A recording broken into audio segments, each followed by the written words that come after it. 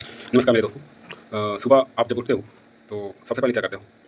और शाम को सोते हो तब क्या करते हो? और तीसरी बात, पूरे दिन भर आप क्या करते हो? एक दिन कॉपी लिखिए, लेकर लिखिए, उसके बाद जो भी चीज़ें आपने की पूरे 24 घंटे का, और उसके बाद सो जाते हो। आप देखोगे कि उन 24 घंटों में तुम्हारी सबसे ज़्यादा 5 से 2% चीज़ें सही डायरेक्शन में हुई हैं, बाकी 90 से 95% तुम केवल चूतियापन में व्यतीत किए हैं।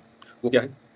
जिसमें आपका कोई लाभ हानि नहीं है, उन कामों पर व्याप्त हो, जिससे आपसे कोई लेना-देना नहीं है, वहाँ पर तुम दुनिया भर के फूँक पाले रखे हो। जिससे आपको कोई हमदर्दी नहीं है, वहाँ पर भी तुम चले जाते हो। जिसका कोई मतलब नहीं है, अनडायरेक्शनल तुम फ्लो कर रहे हो, अपने आप को पाओगे तो। और तुम कामना करते हो कि भविष्य में मैं एक योग्य व्यक्ति बन सकूँ, नहीं बन सकते। क्योंकि जो तुम्हारा डायरेक्शन है ना, वो अनडायरेक्शनल है, कोई डायरेक्शन ही नहीं है। कहीं भी चले जा रहे हो, कहीं भी आ जा रहे हो, तुम्हें खुद पर कंट्रोल नहीं है। इस चीज़ का बयान करता है तुमने 24 घंटे में मात्र 2% ढंग से वर्क किया, बाकी 98% बिल्कुल बेहिसाब दुनिया भर की चीज़ों में व्यतीत कर दिया। अब सोचो तुम्हारा भविष्य क्या होने वाला है? तुम सुबह उठते हो तो तुम्हें ये भी नहीं पता कि सुबह उठने के बाद सबसे पहले किया क्या जाए, किन चीज़ों को पकड़ा जाए, और शाम को जब सोते हो तो तुमको ये भी नहीं पता है कि अब क्या होने वाला है। पूरे 24 घंटे में दुनिया भर की चीज़ें तुम करते हो जिसका कोई ताल्लुक नहीं है, ना तो लाइफ से, ना तो कुछ लोग तो ऐसे महापुरुष हैं, सुबह उठते ही चाय पे एक पैक मार लेते हैं, और सोने के लिए भी एक पैक, उनको 2 पैक चाहिए, ठीक है ना? कुछ ऐसे बंदे हैं, और कुछ ऐसे छछूंदर पाले हुए हैं इस समाज में, जिनको केवल लोगों को बेवकूफ़ बनाना, ब्रेन वॉश करना उनका टारगेट ही रहता है सुबह से लेकर शाम तक। ये है हमारे समाज की सच्चाई। मेरे प्यारे दोस्त, आज सबसे ज़्यादा जो दुर्दशा हो रही है व्यक्ति की, उसका सबसे ज़्यादा धर्म के नाम पर ब्रेन वॉश किया जाता है। उनको बताया जाता है कि एक ऐसे सत्य है जिसको आप पाकर पूरा धन हो जाओगे, जो सत्य मैं ही जान पाया हूँ, तुम नहीं जान पाओगे, केवल मैं ही जान पाया हूँ। मेरे ये नहीं समझ में आता, अगर वो सत्य तुम ही जान पाए हो, मैं नहीं जान पाऊँ, क्या हमारे लिए वो किस काम का, जब मैं ही नहीं जान पाऊँगा तो? आप जाने हुए हो जानो, क्यों हमें बता रहे हो? ऐसे-ऐसे महाप्रपंच रचते हैं लोग, तुम बौखला जाओगे भाई, ये है समाज की सच्चाई। अगर आप अभी बीमार पड़ जाओ, तो तुम अगर डॉक्टर की जगह किसी दूसरी जगह जा रहे हो फूँक-फाँक में, या किसी ऐसे व्यक्ति के पास जा रहे हो, जो तुम्हें दुनिया भर का अनुष्ठान बताए कि ये कर लो, तो तुमसे बड़ा मूर्ख कोई नहीं है। अगर आप बीमार पड़ते हो तो केवल डॉक्टर के पास जाइए। समझ रहे हो ना? राम भगवान लक्ष्मण जी 3 लगी थी तो उनकी जड़ी-बूटी लाया गया था।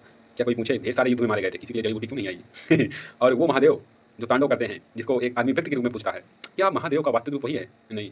आदि शंकराचार्य ने लिखा है, जिसका ना तो रंग है, ना रूप है, ना आकार है, ना आकृति है, ना तो मन है, ना तो धर्म है, ना तो जाति है, ना तो जिह्वा है, ना तो पाप है, ना पुण्य है, ना स्वर्ग है, ना नरक है। दैट इज़ कॉल्ड परम चिदानंद रूपम स्वरूप, शिवोहम शिवोहम। वो शिव है। मतलब कि it is the situation, it is the critical situation when where you lost every emotion, every sorrow, every happy. This point is called Shiva. Nothing matter what are you doing, what are not doing. Understand? ये है problem इस दुनिया की, कि मतलब कि एक हमारे अस्तित्व को लेकर जो हमारी भावनाएँ हैं, उनके साथ तुम बिज़नेस बन कर के गए हो। तुम बिज़नेस बन कर गए हो, और तुम्हारे पास कुछ भी नहीं है। तुम अपना जो तुम्हारी परंपरा है ना, जो तुम्हारे अंदर कुछ था, उसको भी खो चुके हो उसके अंधकार में। हमें ये नहीं समझ में आता है, जिन माँ-बाप ने तुमको पाला उसको भूल गए, और मंदिर में जाकर माँगते हो कि भगवान मेरे को ये दे दे, मेरे को वो दे दे। अरे सबसे भिखारी तो तुम ही हो जो वहाँ माँगने गए हो। तुमने ये भी नहीं समझा कि उस मंदिर में जो चीज़ें हैं उसका मतलब क्या है? बताइए, मूर्ति पूजा लोग सब करता है, लेकिन क्या मतलब आजकल जान पाया है? धन्य हो प्रभु, धन्य हो, धन्य हो, धन्य हो। तो जब इस देश में अनिरुद्धाचार्य जैसे लोग उत्पन्न होंगे, जो ये भी बयान करते हैं कि 25 उम्र की होती हुई लड़कियाँ कई जगह मुँह आ चुकी होती हैं, इनका ये बयान बहुत ही काते नज़रअंदाज नहीं किया जा सकता। ऐसे लोग जहाँ होंगे, जिनकी ज़ुबान पर कोई वो नहीं है, इस देश का कुछ भी नहीं हो सकता। खैर, आप भी कमेंट करके बताइए, आप क्या सोचते हैं, कैसा सोचते हैं समाज को?